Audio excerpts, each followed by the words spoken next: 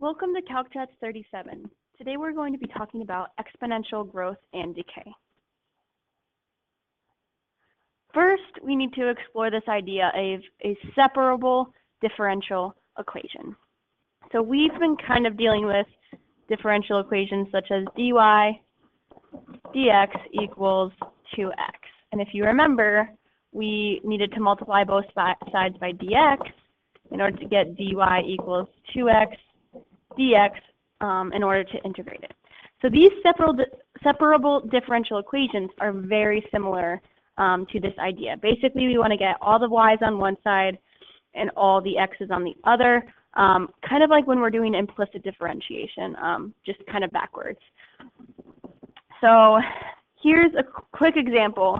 So we want to find the particular solution of the differential equation dy dx equals xy squared and y equals 1 when x equals 1. So this is a separable differential equation. So what we want to do is, first of all, we want to kind of simplify this x y squared. So I would like to rewrite this dy dx equals x squared times y squared. And then here, I want to get that dx out of the bottom, so dy equals x squared y squared dx. And then I notice if I divide both sides by y squared, I can basically get 1 over y squared times dy equals x squared times dx. And now this is something that I am able to integrate both sides with. So I can integrate 1 over y squared, so this is y to the negative 2. So this becomes negative 1 over y. And then we have the integral of x squared dx, and we can write this as x cubed over 3 plus c.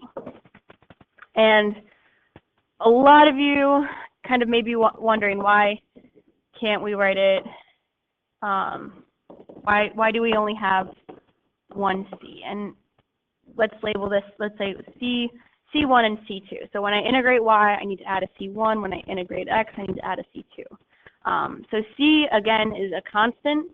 It is just a number. And so when we integrate and when we use differential equations and we have multiple variables, if we subtract c1 from both sides and we say negative 1 over y equals x cubed minus 3 plus c1 minus c2, or plus c2 minus c1, I could just define another c and say, okay, regular c equals c2 minus c1. And so we get right back to where we were.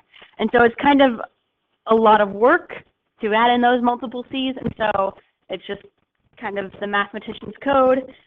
We all just add one c. It creates less work for all of us, and that way we're able to get to the answer faster. So that's kind of why we only just have that one c. And so going back, looking up at the problem, when y equals 1, x equals 1, all the way up there. And so in order to solve for c, plug in 1 for y, 1 for x. And so we should get negative 1 minus 1/3 equals negative 4/3. So negative 4/3 equals c. So my differential equation so far should be negative 1 over y equals x cubed over c. I'm just gonna say minus 4 over 3. And if I wanted to solve out for y, I could do some algebraic manipulation. So I could multiply both sides by y to get negative 1 equals, and I can combine these, x cubed minus 4 times y divided by 3. And then I could multiply both sides by the reciprocal.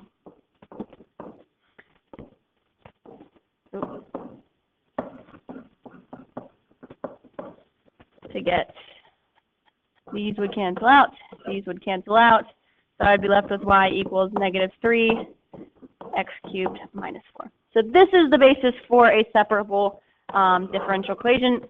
Basically, we can just separate it and two y's and x's, or whatever two variables we have. So now moving on, we're going to talk about the law of exponential change. So exponential change, we can think of bacteria in a dish multiplying. We can think about like a bank account. The more that we enter, the more interest we can earn.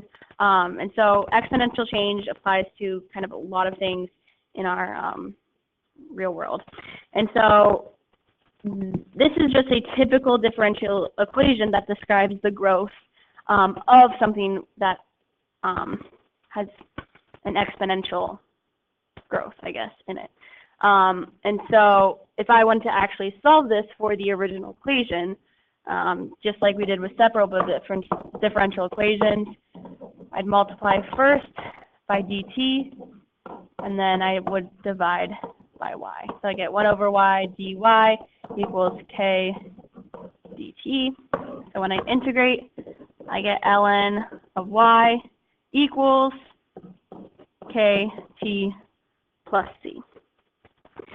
So then, if I wanted to get rid of the ln, I would just need to take everything to the e, so both sides to the e. So I'd be left with the absolute value of y equals e to the k plus c, or sorry, kt plus c. And then if we remember from algebra 2 or trig, I can split this up to be e to the kt times e to the c. And again, we're just gonna say e to the c. We're gonna call that y sub 0.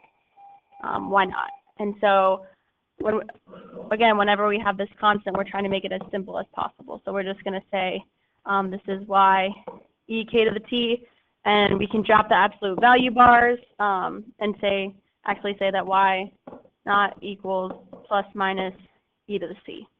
And so we just have y naught equals e to the kt. So this is, whenever we have a differential equation, dy dt equals ky, we can use this idea that the integral ends up with this function where y naught is a number. It's a constant again. So we're going to be using exponential change and exponential decay to kind of look at problems, including like half-life. And we're going to use these differential equations to actually solve them. So when we use exponential growth, we are getting exponentially bigger. When we use exponential decay, we are getting smaller. And so with growth, we had dy dt equals positive ky. So with decay, we say that's negative because it's decreasing. And this is kind of our formula based on the last one, basically, that we use for exponential decay. And so one interesting thing that we can use this to help us solve is the half-life of radioactive elements and radioactive decay. So basically, we measure half-life, basically how long it takes for an element to only have half of its original size left. And so we had an element, like gold. We have gold. We would be able to calculate how long it would take for this element, this pure element, to just decay to half of what it originally was. So if this was 3 ounces, we could figure out how long it would take for it to go down to 1.2 ounces.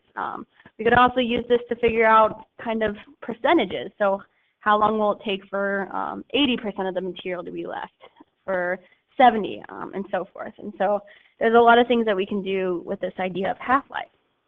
But basically, with half-life, this YO is kind of our original where we started, and then this K is going to be some number, some constant. And so if I wanted to calculate the half-life with just kind of our general equation, I would set this up and I would say, okay, this equation is going to help me find 1/2 of my original YO, my original 3 ounces. So when we're dealing with half-life, we can use exponential decay to kind of describe how long it's going to take for this to happen. And so if we were to solve this, we could divide both sides by y to the 0 because they're on both sides. So I would get e to the negative kt equals 1/2. And again, I'm solving for t. I'm solving for how long it would take. And so then if I took ln of both sides, get negative kt equals ln of 1/2. And then if I were to divide by negative k, we should get t equals ln of 1/2 over negative k. And if we do some algebraic manipulation with t, we can eventually get into the form ln of 2 over k. And so this is probably what you are most likely going to be seeing, ln of 2 over k, just describing the half-life. So here's an example of using the half-life to kind of figure out how long something is going to take to decay. So we're given that we have this radioactive decay of samarium-151, and it's given us this equation dy dt equals negative 0.007 y. T is measured in years. And it asks us to find the half-life of this isotope. And so there's a few things, 77y, sorry. So based on this equation, we know that k is equal to negative 0.0077. But I'm just going to go ahead and write it in the regular equations format for now. So when solving this type of exponential equation, remember, we have a really nice formula for it. So we just say y equals y 0, negative 0.007 t. And so we're looking for that t. And so what I know about the half-life is I know that the half-life is equal to, this whole thing is equal to 1/2 of y naught. And so we also have a nice equation. And so instead of having to go through all of that process again, I can just plug this in, ln of 2 divided by 0.0077, and that should give me about 90 years.